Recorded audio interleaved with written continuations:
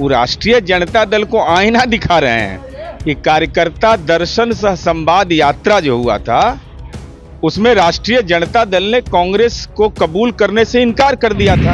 हमने दिए 2 बार नौकरी, कहे आइए इन इन आउट आउट। बोला देखा जा रहा था सोना का सिक्कड़ वाला, वहां ले नहीं गए, कांग्रेस को रोड पर छोड़ दीजिएगा। अरे जितना वहां का स्टाफ का पेमेंट होगा उतना कोई पॉलिटिकल पार्टी का नहीं है। चुनाव आयोग ने सर्वे करवाया बिहार में 2024 के लोकसभा चुनाव के बाद ये स्पष्ट हुआ कि धर्म के आधार पर 1.4% ही लोग वोट करते हैं। फतेह बहादुर सिंह पर तेजस्वी यादव आपको क्या कहना है? चंद्रशेखर जी के बयान पर क्या कहना है? और अपने पिता द्वारा वह किया गया कृत्य कि पोथी पत्रा फाड़ डालो, ये लालू जी का बयान है ऑफिशियल, उस पर क्या कहना है? नमस्कार, आप हैं न्यूज़ 4 नेशन पर। मैं आपके साथ अभिजीत सिंह। अब कांग्रेस है वो बिहार में यात्रा निकालने वाली है। उनका साफ तौर पे कहना है कि नौकरी दो और पलायन रोको, इस यात्रा का नाम दिए हैं। अब यात्रा पर निकलेंगे। हमारे साथ बात करने के लिए जदयू के एमएलसी नीरज कुमार।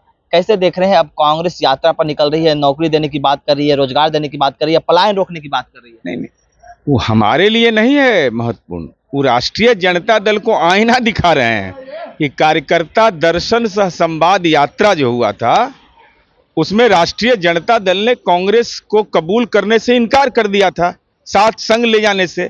तो कांग्रेस भी स्वावलंबी बनना चाहती है और हालांकि कांग्रेस को निर्भीक होना चाहिए। भाई 3 सीट लोकसभा में कांग्रेस जीती और 4 सीट राष्ट्रीय जनता दल जीता, तो घबराहट किस बात का है? और अगर तो आप लोग को ना सरकार को आईना दिखाने जा रहे हैं, बीच में सरकार को दिखा रहे हैं कि आप लोग नौकरी नहीं हम दे रहे हैं, बता रहे बढ़ रहा हैं, है। अरे हम तो नौकरी उनको दिए, कांग्रेस को आप नौकरी दी है? हमने दिए 2 बार नौकरी, कहे आइए इन इन आउट आउट। हम लोग किए हैं बिहार में 2 बार, जब मर्जी किया नौकरी दी है, जब मर्जी किया बर्खास्त किए कि चलो रास्ता धरिए। लेकिन अरे चुनावी साल है तो राजद के लिए तनाव होगा। राजद तो क्यों तनाव? उनका सहयोगी पार्टी है वो। सहयोगी पार्टी है तो काहे नहीं घुमाए? कार्यकर्ता दर्शन संवाद यात्रा में जहां ब्रासलेट बोला देखा जा रहा था सोना का सिक्कड़ वाला, वहां ले नहीं गए, कांग्रेस को रोड पर छोड़ दीजिएगा। अब कांग्रेस बेचारी अब पद यात्रा करे, लेकिन कांग्रेस को यह स्पष्ट करना चाहिए कि अरविंद केजरीवाल अगर भ्रष्ट हैं तो राहुल गांधी गाय गिनने के लिए कहे गए थे? 10 नंबर गौ सेवा करने गए थे, क्या वार्ता हुआ था, ये बताना चाहिए कांग्रेस को। आपने एक बात बोली कि वो कांग्रेस है वो सीट बढ़वाने के लिए इस तरह की यात्रा निकाल रहे हैं, अपनी एक बात दबाव बनाने के लिए कि हमको ज्यादा रगड़ो नहीं, हम भी पुराना पार्टी है देश के, हमारा सदाकत आश्रम है, जिला में ऑफिस है, उतना बड़ा कार्यालय किसी पार्टी का है? अरे जितना वहां का स्टाफ का पेमेंट होगा उतना कोई पॉलिटिकल पार्टी का नहीं है। तो इतना बड़ा कार्यालय है और सीट के संख्या में अब बना दीजिएगा दे दो राम दिला दो राम, देने वाला सीताराम। कांग्रेस भी अपना जमीर जागा है, पदयात्रा करे। कन्हैया कुमार उसमें है, युवा है, क्या लगता है कि आप लोगों को डैमेज कर पाएंगे? नहीं, अरे हर नागरिक को अधिकार है।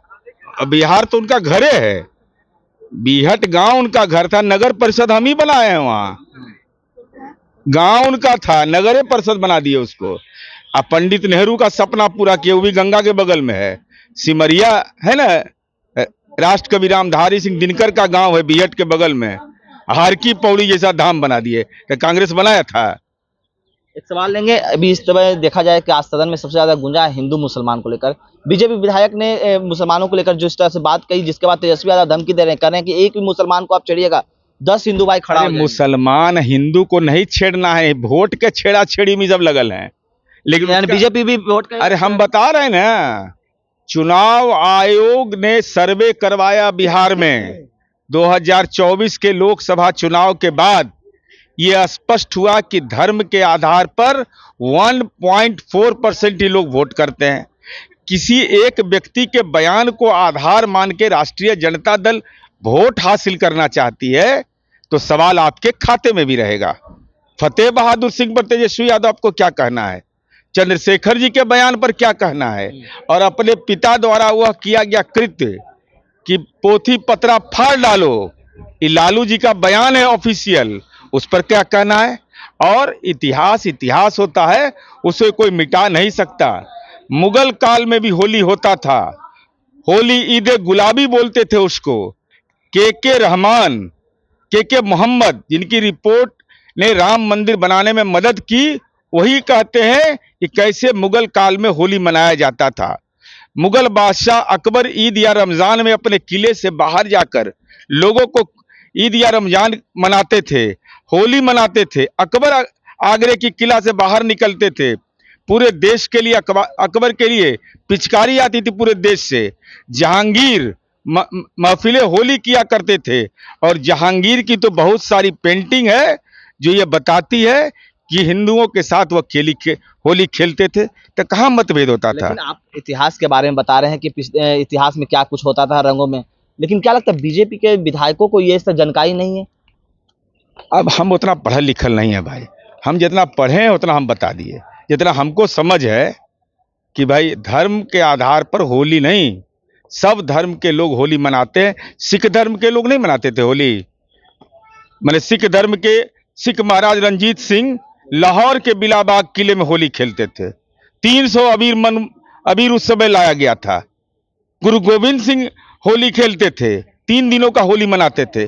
सब लोग होली मनाता है। लगता है जिस तरह से आपके सहयोगी पार्टी इस तरह के बयान दे रहे हैं तो आप लोगों को भी डैमेज होगा, क्योंकि मुख्यमंत्री नीतीश कुमार भी कहते थे कि हम मुसलमानों को अरे लेकर। भाई, जब हम बता रहे हैं कि 1.4% लोग धर्म के नाम पर वोट देता है, सब बाकी विकास के नाम पर वोट देता है। तब विकास के नाम पर हम 30 सीट जीते हैं बिहार में।